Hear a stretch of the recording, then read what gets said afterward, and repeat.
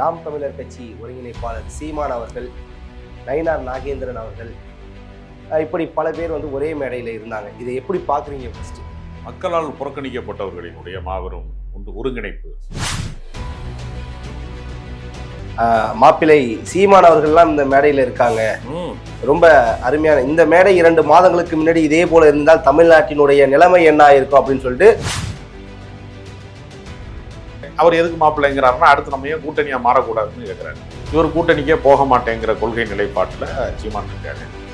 அவர் கூட்டணிக்கு வாங்கன்னு கூப்பிடுறாரு. ஏன்னா தமிழ்நாட்டில் பாஜக என்பது தனிமைப்படுத்தப்பட்ட கட்சி. அன்பு மாமா நயினார் நாகேந்திரன் அவர்கள் அப்படின்னாரு. சரத்குமார் அவர்களுக்கு 150 ஆண்டு காலம், 150 வயது வரைக்கும் வாழணும் அப்படிலாம் சீமான் அவர்கள் பேசுறாங்க. ஆமா, பாஜக கூட நாம் தமிழர் கட்சி கூட்டணி சேர போது, இது அபிஷியல் அனௌன்ஸ்மெண்ட் இன்னும் கொஞ்ச நாள்ல வந்துடும், அதுக்கான முயற்சி தான் இது அப்படின்ட்டாங்க. அதனால பாஜகவும் நாம் தமிழர் கட்சியும் ஒருங்கிணைந்தால் நாம் தமிழர் கட்சி கதை முடிஞ்சிடும். பாஜகவோட சேர்ந்த அதிமுக நிலைமை என்ன?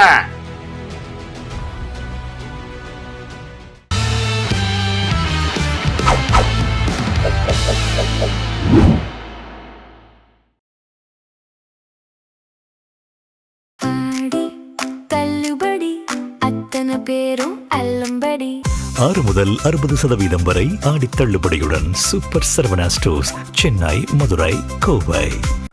ஜெம் தொலைக்காட்சி நேயர்களுக்கு வணக்கம். இன்றைய சிறப்பு நேர்காணலில் நம்மோடு பத்திரிகையாளர், அரசியல் விமர்சகர் திரு ராஜகம்பீரன் அவர்கள் நம்மோடு இணைந்துள்ளார். அவரிடம் இன்றைய அரசியல் சூழல் குறித்து விரிவாக வாதிப்போம். சார் வணக்கம். வணக்கம். எப்படி இருக்கீங்க? நல்லா இருக்கேன் சார். சரத்குமார் அவர்களுடைய பிறந்தநாள் விழா நெல்லையில் சிறப்பாக கொண்டாடி இருந்தாங்க. ஒரே மேடையில் நாம் தமிழர் கட்சி ஒருங்கிணைப்பாளர் சீமான் அவர்கள், நயினார் நாகேந்திரன் அவர்கள், இப்படி பல பேர் ஒரே மேடையில் இருந்தாங்க. இதை எப்படி பார்க்குறீங்க? ஃபர்ஸ்ட், மக்களால் புறக்கணிக்கப்பட்டவர்களினுடைய மாபெரும் ஒருங்கிணைப்பு சொல்லலாம். அரசியலிலே வாளாவெட்டிகளாக இருப்பவர்களுடைய அணிவகுப்பு அப்படி கூட சொல்லலாம். நீங்கள் தமிழ்நாட்டு மக்களுடைய அடிப்படையான குணாதிசயம் என்று ஒன்று இருக்கிறது. வெறுப்பு அரசியல் என்பதை மக்கள் விரும்பவில்லை. நீங்க மக்களை எதன் பெயரால் ஒன்று திரட்டுகிறீர்கள் அப்படின்னு ஒரு கேள்வி. இப்ப நீங்க நம்ம ஏதோ ஒரு இந்திய சமூகத்தில் பிறக்கிறவன், இந்து சமூகத்தில் பிறக்கிறவன், ஏதோ ஒரு சாதியில பிறக்கிறான். அதனால அவன் பிறந்த சமூகம் அல்லது அவன் பிறந்த ஜாதி தான் உலகத்துல சிறந்த ஜாதின்னு அவனுக்கு சொல்லி கொடுப்பாங்க கூட இருக்க. ஆனா அது உண்மையான உண்மை கிடையாது. எல்லா சமூகத்திலையுமே நல்லவனும் இருப்பான், கெட்டவனும் இருப்பான், கேட்டு கெட்டவனும் இருப்பான், மகத்தான மனிதனும் இருப்பான். அதான் யதார்த்தம். இப்ப சாதியாக அணிதிரள்றோம்னு வச்சுங்க, ஒரு சாதியை அணிதிரள்றாங்கன்னு வச்சுக்கோங்களேன். இப்ப தேவர் ஜெயந்தியில முக்குளத்தோர்களா அணிதிரள்றான்னு வச்சுங்க, அந்த வன்னியர்கள் ஏத்துக்குவானா? சரி, அங்க இருக்கக்கூடிய பட்டியல் இனத்தவர்கள்னு சொல்லக்கூடியவங்க, தலித்து மக்கள், ஒடுக்கப்பட்டவங்க, அவங்கள ரசிப்பாங்களே? ரசிக்க மாட்டாங்கல்ல. சாதியால நமக்கு இருக்கிற ஒரே ஒரு பயன் என்னன்னா, அந்த சாதியில பொண்ணு கிடைக்கும். எப்போ கிடைக்கும்? பரதேசி பேலா தெரிஞ்சாலோ, வேலை இல்லாமல் தெரிஞ்சாலும் கிடைக்காது.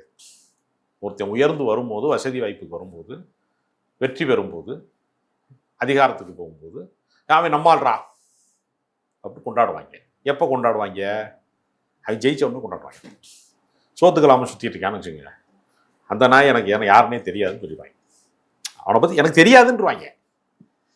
இப்போ சுத்தி வளைச்சு என்ன சொல்லுவாங்கன்னா, ஒரு இஸ்லாமியரை கேட்டேன்னா எனக்கு அப்துல் கலாம் தூரத்து சொந்தம்ன்றான். டக்குன்னு ஏஆர் ரஹ்மான் எனக்கு தெரியும்னா. இவங்க எல்லாம் ஜெயிச்சவங்க. ஜெயிக்காதவன என்ன சொல்லுவாங்க? அவனை எனக்கு யாருன்னே தெரியாது சொல்றாங்களா? அது மாதிரிதான் இது. நீங்க சாதியை வைத்து அரசியல் செய்வது, மதத்தை வைத்து அரசியல் செய்வது, ஒவ்வொருத்தரும் ஒவ்வொரு அரசியல் செய்யறாங்க. மக்களுக்கான அரசியலா? அது மதவாத அரசியல் என்பது மக்களுக்கான அரசியலா? மக்களுக்கு தேவை என்பது என்னன்னா, இயேசுநாதரா, ராமரா, கிருஷ்ணரா, அல்லாஹ் வாங்கிறது அல்ல. அவனுக்கு தேவை சோறு, சுயமரியாதையோடு கூடிய சோறு, அவமானப்படுத்தப்படாத ஒரு சோறு, ஒரு உத்தியோகம், ஒரு கல்வி, குடியிருக்க ஒரு வீடு, போட்டுக்கிற நல்ல உடை, ஒரு கௌரவமான வாழ்க்கை. இவ்வளவுதான் எல்லாரும் தேடுறான். ஒரு இளைஞன் வேலை வாய்ப்பை தேடுறான். வேலை வாய்ப்புக்கு உத்தரவாதம் தருகிற ஒரு அரசை தான் நான் விரும்புறேன். இப்ப பூரா இந்தியா முழுக்க காக்ரோச் பார்ட்டின்னு கிளம்பிட்டான்ல, கட்டுப்படுத்த முடியல மத்திய அரசாங்கம், மண்டிக்கிட்டான்ல. ஐயா சாமி நீ சொல்றதெல்லாம் கேட்கறேங்கிறான்ல. விவசாயிகள் போராட்டம் நடக்கும்போது டிராக்டரை வச்சுக்கிட்டு அவன் போராட்டம் பண்ணிக்கிட்டு இருக்கும் போதெல்லாம் கீழே ஆணி அடிச்ச பயிலுக எவ்வளவு பண்பா பணிவா அடக்க ஒடுக்கமா காக்ரோச் பார்ட்டிட்ட அப்படி வளைந்து கும்பிட்டு நீ சொல்றதெல்லாம் கேட்டுக்கிறேயா, மினிஸ்டர் தானே வேணாங்கிற, தூக்கி வெளியே போடுன்ட்டான்ல, சொல்றானா இல்லையா? Okay sir. ஆனா நேத்து பேசும்போது மேடையில, அதாவது மாப்பிள்ளை சீமான் அவர்கள்லாம் இந்த மேடையில இருக்காங்க, ரொம்ப அருமையான இந்த மேடை 2 மாதங்களுக்கு முன்னாடி இதே போல இருந்தால் தமிழ்நாட்டினுடைய நிலைமை என்ன ஆயிருக்கும் அப்படின்னு சொல்லிட்டு பாஜக மாநில தலைவர் நயினார் நாகேந்திரன் சினிமாவுக்கு சுத்திட்டு இருந்தார்ல, வாய்ப்பு கிடைக்காம சீமான. அப்ப மாப்பிள்ளையை கூப்பிட்டு கால்ஷீட் கொடுத்துருக்காரா சரத்குமார், சூரியவம்சம்லாம் எடுத்தார்ல, சூப்பர் ஹிட் ஆச்சுல ஒரு டைம். ஆட்டாம சூரியவம்சம்லாம் சூப்பர் ஹிட் ஆச்சுல ஒரு டைம். சரத்குமாருக்குன்னு ஒரு பெரிய பிரம்மாண்டமான மார்க்கெட் இருந்துச்சுல. அப்ப சீமானை கூப்பிட்டு மாப்பிள்ளை இருக்காரு, நம்ம மாப்பிள்ளை கூப்பிட்டு கொடுத்துருக்காரா, கால்ஷீட் கொடுத்துருக்காரா? அவர் ஒரு கட்சியை ஆரம்பிச்சு ரத்தம் கக்கி செத்து போயிருந்த மாதிரி கத்தி மேடையா கத்தி ஆளை திரட்டி கொண்டு வந்து 8.22% போன நாடாளுமன்ற தேர்தலில் பெற்று அதை பாதியை பறி கொடுத்து விஜய்கிட்ட பறி கொடுத்துட்டு 4% வாக்கு வங்கியில நின்றுக்கிட்டு 2 கையை ஓங்கி கத்திக்கிட்டு இருக்கும் போது மாப்பிள்ளைய கண்டுபிடிச்சிட்டாருல. அந்த மாப்பிள்ளைக்கு பொண்ணு கொடுத்தாங்களா அந்த ஜாதியில? அவங்க சொன்ன சரத்குமார் வகைராக்கள்ல யாராவது கொடுத்துருக்காங்களா? இன்னைக்கு உறவு முறை சொல்லி கொண்டாடுறாங்கல்ல. நயினார் நாகேந்திரன் சார் உறவு முறை கொண்டாடு. அதான் நயினார் நாகேந்திரன். இப்ப நான் சொல்றது என்னன்னா, அவரு மாப்பிள்ளைன்னாரு, அவர் எதுக்கு மாப்பிள்ளைங்கிறாருன்னா அடுத்து நம்ம ஏன் கூட்டணியா மாறக்கூடாதுன்னு கேட்கிறாரு. இவர் கூட்டணிக்கே போக மாட்டேங்கிற கொள்கை நிலைப்பாட்டுல சீமான் இருக்காரு. அவர் கூட்டணிக்கு வாங்கன்னு கூப்பிடுறாரு. ஏன்னா தமிழ்நாட்டில் பாஜக என்பது தனிமைப்படுத்தப்பட்ட கட்சி. அந்த கட்சியை நம்பி போனதுனாலதான் சர்வ நாசமா போச்சு அதிமுக. அதிமுகங்கிற கட்சி திமுகவால் கூட வெல்லப்பட முடியாத அளவிற்கு வலிமையான வெகுஜன இயக்கமாக இருந்தது. அது எப்ப நாசமா போச்சுன்னா 2016 டிசம்பர் 5 ஜெயலலிதா மறைவுக்கு பின்பு கும்புர்றேன் சாமின்னு குனிஞ்சு கொஞ்சம் கொஞ்சமா குட்டையாகி வளரவே முடியாத இயக்கமாகி இப்ப பொட்டி சட்டியை கட்டி பூரா தாவேகா பக்கம் பனையூர் பங்களா பக்கம், பனையூர் பங்களா சனிக்கிழமை பனையூர் பங்களா பக்கம் பூரா அகதிகள் மாதிரி. இந்த பரதேசி படம் பார்த்திருக்கீங்களா? பூரா அந்த தேயிலை தோட்டத்துக்கு வேலைக்கு போவாங்க பஞ்சத்தில் அடிபட்டவங்க பூரா அதே மாதிரி பரதேசி பயலுக மாதிரி திரியிறாங்க. அந்த அதிமுக காரன் பூரா பனையூர் பங்களா எங்க இருக்கு அப்படின்னு சொல்லிட்டு பரதேசி பய மாதிரி திரியிறாங்கல்ல. அதிகாரம் இங்க இருக்கு. எங்க நான் எம்எல்ஏவா இருந்துக்கிறேன், எப்ப மந்திரி ஆவேன், எப்ப டெண்டர் எடுக்கலாம், எப்ப கொள்ளையடிக்கலாம், எப்ப குட்கா விற்கலாம், எப்ப மணலை விற்கலாம், எப்ப இந்த நாட்டுல இருக்க கனிம வளத்தை விற்கலாம், எதை திருடி வித்தா நான் கோடீஸ்வரன் ஆவேன் அப்படின்னு அலைகிறாங்களா இல்லையா? அதிமுகவோட முன்னாள் அமைச்சர்கள் பூராமே தலைமை ரொம்ப வீக் ஆயிடுச்சு. அதனால அந்த கட்சியை மேலும் வீக் ஆக்குறக்கா வேற கட்சிக்கு போறேங்கிறான். உலகத்துல தலைமை வீக் ஆயிடுச்சுன்னா என்ன பண்ணுவாங்க? ஒரு ஆள் பலவீனம் போட்டான். இந்த ஊர் பக்கம்லாம் கிராமத்து பக்கம்லாம் என்ன பண்ணுவாங்கன்னா, ஆடு அரிசியை தின்றுச்சு நேரடியா, தொண்டைக்குழியில் போய் சிக்கும் போது தொண்டைக்குழியில் சிக்கும் போது அதுக்கு மூச்சு திணறல் ஏற்பட்டு ஆடு குளோஸ் ஆயிரும், தேராது அப்படின்னா ஒருத்தன் கூட சிகிச்சை பண்ண மாட்டான். ஆடு அரிசியை தின்னா சிகிச்சை எடுக்க மாட்டான். அது சாகுறதுக்கு முன்னாடி அறுத்துட்டோம்னா கறி நல்லா இருக்கும், பக்குவமா இருக்கும்னு சொல்லி ஆட்டை அறுத்துருவேன். அது இயற்கை மரணம் அடைய விட மாட்டான். அது மாதிரி இப்ப அதிமுகங்கிற ஆடை என்ன பண்றாங்கன்னா, அது ஒரு தேர்தல் தோல்வியை அடைந்து விட்டது என்பதற்காக அந்த ஆட்டை அறுத்துருவோம்ட்டாங்க. இப்படிதான் நடந்துகிட்டு இருக்கு அதிமுக. தாவேகாங்கிற கட்சி ஒரு ரகசிய இயக்கங்கள்லாம் இருக்குல்ல, புரட்சிகரமான ரகசிய இயக்கங்கள்லாம் சில பேர் நடத்துவாங்க. நாம் தமிழர் கட்சி மாதிரியா சார்? இல்ல நாம் தமிழர் கட்சி பேசிய கெட்டு போன கட்சி. தவளை தன்வாயால் கெடும்பாங்கல்ல, அளவுக்கு மீறி பேசினதுனால கெட்டு போன கட்சி நாம் தமிழர் கட்சி. பேசாம இருக்கிறதுனால கெட்டு போய்கிட்டு இருக்கிற கட்சி தாவேகா கட்சி. இவன் ஊம வேஷம் போட்டு ஏமாத்துறான், அவன் அதிக பிரசங்கித்தனத்துல ஏமாத்துறாங்க. இப்ப இவன் நிலைமை என்ன ஆகி போச்சுன்னா, தாவேகா நிலைமை, அவங்க என்ன முடிவுல இருக்காங்கன்னா அவங்க கட்சிக்காரனுக்கே தெரியல சார். ரொம்ப வேடிக்கையா இருக்கு தாவேகாவை. ஒரு பக்கம் மதுவை ஒழிக்கணும் அப்படிங்கிறாங்க, மாநாடு போடுறாங்க, மதுவை ஒழிக்கணும் அப்படின்னு மாநாடு போட்டுறாங்க. சொல்லி முடிச்சோன்னு ரெஸ்டாரண்ட் பார்க் ஓப்பன் பண்றாங்க. எதுக்குடான்னு நான் கேட்டேன்.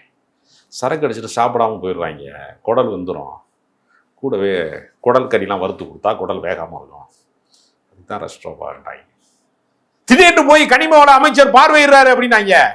ஆகா, இனி கனிம வள கொள்ளை நடக்காதுரா அப்படின்னு நம்பிக்கிட்டு இருக்கும் போதே கனிம வளத்தை எவ்வளவு வேண்டுமானாலும் கார்ப்பரேட் நிறுவனங்கள் பயன்படுத்திக் கொள்வதற்கு நாங்கள் லைசன்ஸை நீட்டிப்பு செய்து விட்டோம் அப்படின்னு அறிவிச்சிட்டாங்க. இப்ப என்னடா பண்றாங்கன்னா, குடிநீரை விற்கிறதுக்கு ஏற்பாடு பண்ணிட்டாங்க. சூயஸ் நிறுவனம் அறிவிச்சிட்டாங்க. தனியார் மயம் என்பது யாருடைய திட்டம்? ரொம்ப முக்கியமான விஷயம் இருக்கு. தனியார் மயம், தனியார் மயத்துக்குள்ள ஒரு முக்கியமான திட்டம் இருக்கு. இப்ப தூய்மை பணியாளர் தனியார் மயம் அப்படிங்கிறத கடந்த அரசு செஞ்சுச்சு இல்லையா? இவங்கள அதே செஞ்சாங்க. எதிர்ப்பு தெரிவிச்சோன்னு நிப்பாட்டிட்டாங்க. கம்யூனிஸ்ட் கூட இருக்கு, காலி பண்ணிட்டு போயிடுவாங்க கூடாரத்தை, பிசிகா காலி பண்ணிட்டு போயிடுவாங்க அப்படி நிப்பாட்டிட்டாங்க. தனியார் மயத்தை நோக்கி இந்த அரசு போய்கிட்டே இருக்கு. இப்போ இன்னொரு கொடுமை நடக்குது.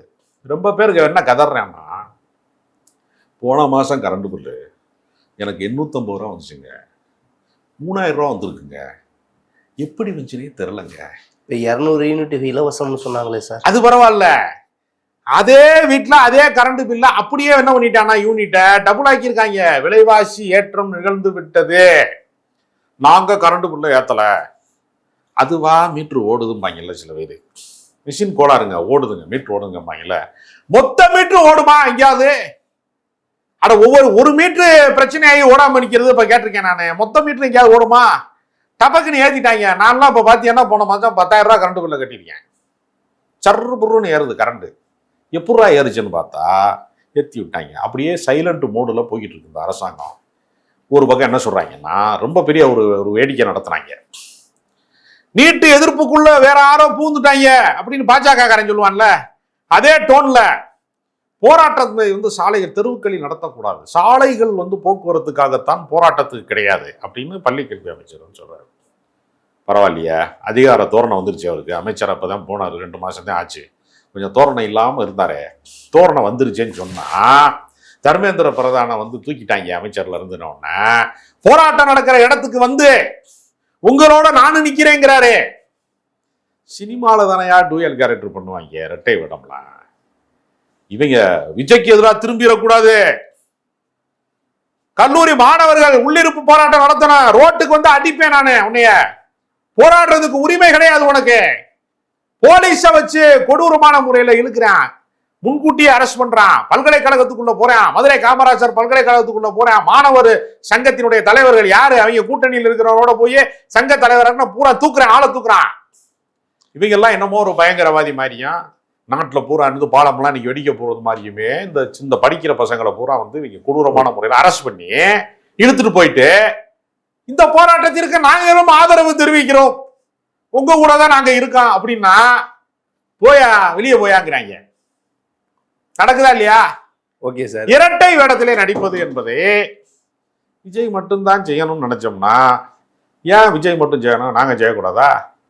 ஜனநாயகம் படம் ஊத்திக்கிருச்சு தெரியுமா உங்களுக்கு? அது சார் அதை பத்தி தொடர்ந்து பேசுவோம் சார். ஆனா நேற்றைய மேடையில், அதாவது அன்பு மாமா நயினார் நாகேந்திரன் அவர்கள் அப்படின்னாரு, சரத்குமார் அவர்களுக்கு 150 ஆண்டு காலம், 150 வயது வரைக்கும் வாழணும் அப்படிலாம் சீமான் அவர்கள் பேசுறாங்க. ஆமா, இதெல்லாம் எப்படி பாக்குறீங்க? பாஜகவை 100 வருஷம் எப்படி வாழ்வதுன்னு எழுதினவன் 50 வயசுல செத்து போயிருக்கான். ரொம்ப பேர் 150 வருஷம் சரத்குமார் வாழணும்னு ஆசைப்படுறாரு. நான் வாழ்த்துறேன்.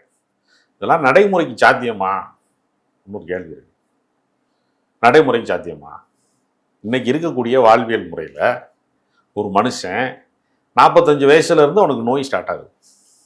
40 வயசை கடந்துட்டான்னு வச்சுங்க, சக்கரை எப்படி சார் கம்மியாவா இல்லை இல்லாமலா, டீ எப்படி சார் குடிக்கிறீங்க கேட்குறான்ல.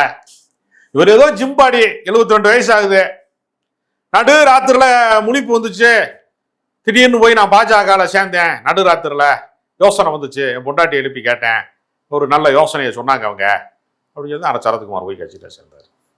அப்படி நடு ராத்திரில ஒரு யோசனை வந்து தான் 150 வருஷம் வாழணும்னு அவர் சொல்றாரு. நீங்களாம் 150 வருஷம் வாழ்ந்து என்ன செய்ய போறீங்கிறத எனக்கு தெரியல. பூமிக்கு பாரமா வாழக்கூடாது, பூமிக்கு பயனுள்ள வாழ்க்கையை நீங்க வாழ. இது வரைக்கும் ஏதாவது பயனுள்ள வாழ்க்கை இருக்கா? நீ கட்சி ஆரம்பிச்சீங்களே, யாருக்காவது நன்மை செஞ்சிருக்கீங்களா? இந்த சூர்யாவை 3 பேரை படிக்க வச்சிருக்கிறாரு நடிகர் சூர்யா, அந்த மாதிரி நீங்க ஏதாவது உதவி செஞ்சிருக்கீங்களா? எதுக்கு இந்த பூமியில வாழ்வதற்கு ஒரு அர்த்தம் வேணும்ல. 150 வருஷம் வாழ்ந்தா என்ன அரிசி பருப்புக்கு பிடிச்ச கேடா? நீங்க நல்லா இருங்க, நான் வாழ்த்துறேன்.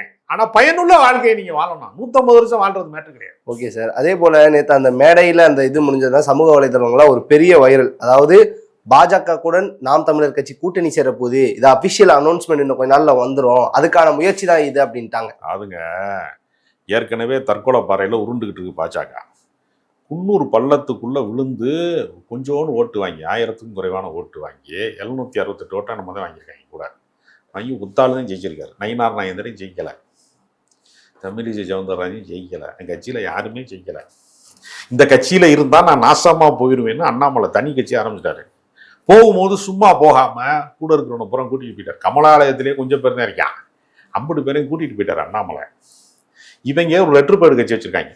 இந்தியாவையே நாங்கள் ஆளுகிறோம்னு பாஜக சொன்னாலும் தமிழ்நாட்டில் அது லெட்டர் பேடு கட்சி. ஒத்த எம்எல்ஏ தானே தனி அரசு, ஒத்த எம்எல்ஏ தானே தம்பிமோகன் அடிச்சாரி. தம்பிமோகன் அடிச்சாரி வந்து உலக தலைவர் சொன்னா வேணா ஒத்துக்குருவானா? ஒத்த எம்எல்ஏ தானே ஒரு தனி அரசு இருந்தாரு. கருணாசு முன்னாடி ஒத்த எம்எல்ஏ தானே இருந்தாரு. ஆமாங்க, ஒத்த எம்எல்ஏக்கான ஒரு கட்சியை நடத்திக்கிட்டு உலகத்துல ஒப்பற்ற கட்சியை நான் நடத்துறேன், அப்படி பண்ண போறேன், இப்படி பண்ண போறேன், வந்து மோடி மங்கி பாத்துல பேச போறாருன்னு சுவிட்ச் ஆஃப் பண்ணிடுறாங்க. பூராது ரேடியோலாம் ஆஃப் பண்ணி வச்சிருக்காங்க, எப்பவுமேலாம். இந்த நிலைமையில இருக்கு. அதனால நாம் தமிழர் கட்சியே தாவே காங்கிற கட்சியை வந்து எதிர்கொள்ள முடியல. 2 இளைஞர்களுக்கு வந்து அவங்கள வச்சு நடத்துற கட்சி. 2K கிட்ஸ் ஜென்சி தலைமுறை, 20 வயசுக்காரன், 25 வயசுக்காரன், 30 வயசுக்காரன், அப்படித்தான் இவங்க அளவு.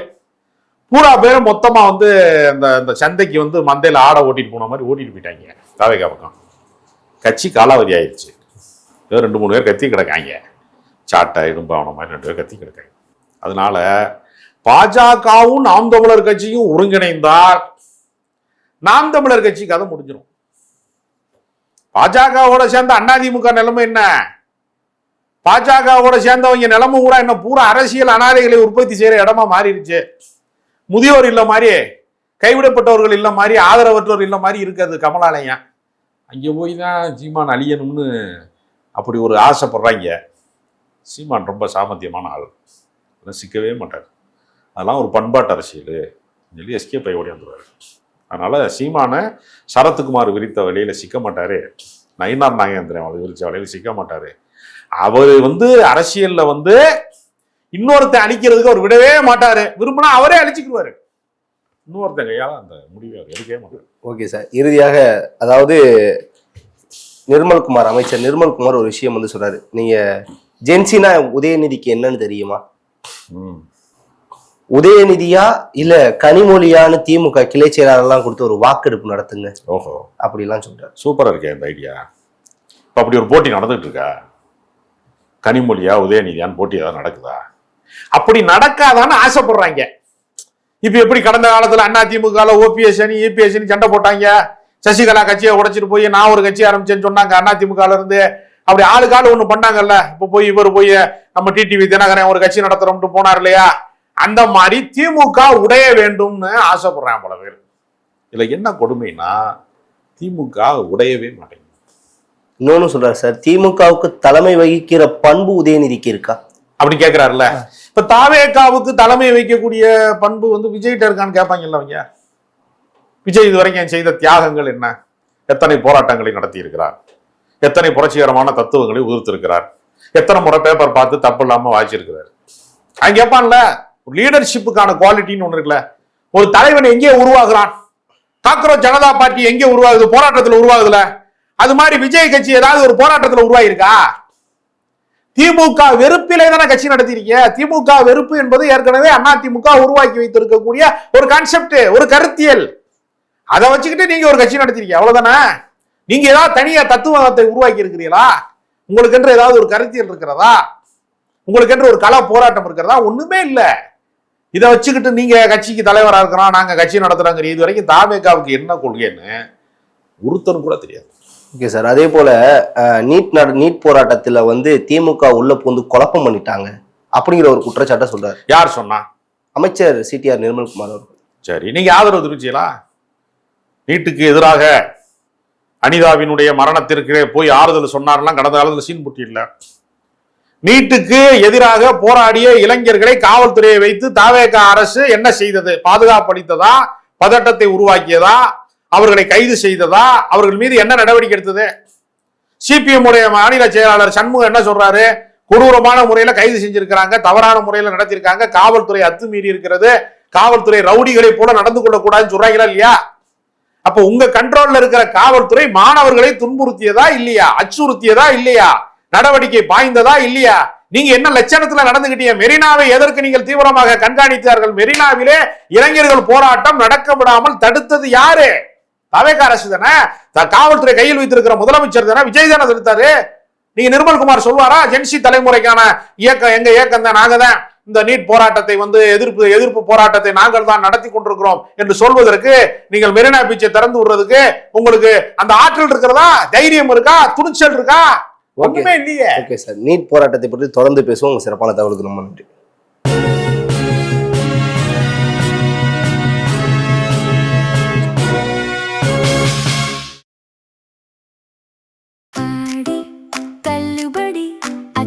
பேரும் அல்லம்படி 6 முதல் 60% வரை ஆடி தள்ளுபடியுடன் சூப்பர் சரவணா ஸ்டோர்ஸ், சென்னை, மதுரை, கோவை.